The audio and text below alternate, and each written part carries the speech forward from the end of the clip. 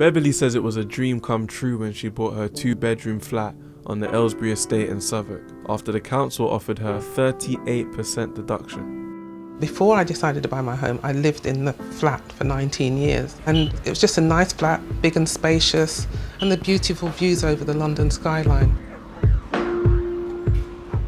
It took me 2 years to get the mortgage together, so I worked 2 jobs, so it was a very different, financial commitment, but I knew this is where I wanted to live for the rest of my life. But just 2 months after Beverly signed up, the council announced the estate was to undergo a regeneration program. The old blocks would be demolished, with Beverly's cherished home among the first to be torn down. They sent letters to myself and other leaseholders and even the tenants, so that we had to move away from the area because they're going to buy back our properties.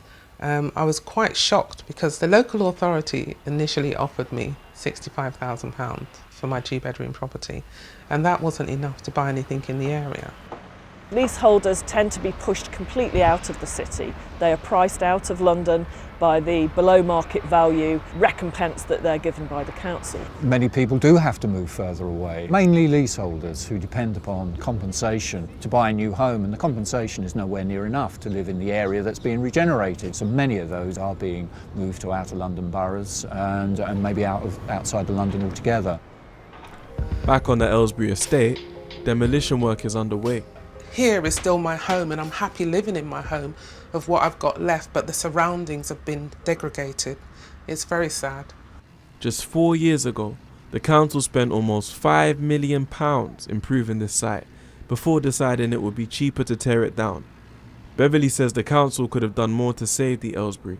A lack of care was taken in maintaining the estate. The lifts broke down, we had no heating and hot water. I think the idea was to run the estate into decline so it would be a reason to pull it down.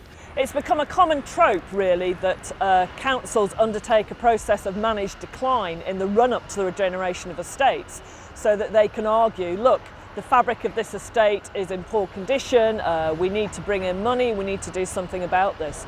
And certainly I found this evident on a number of estates. There were gutters that were not being cleaned, there were blocked drain pipes, there were roofs that were not being fixed. These things just aren't attended to. We've learned to call that managed decline because what appears to be the council's agenda is that they stop doing the basic maintenance, the fabric of the buildings deteriorates, the quality of life deteriorates. I mean, the biggest example, of course, is Grenfell.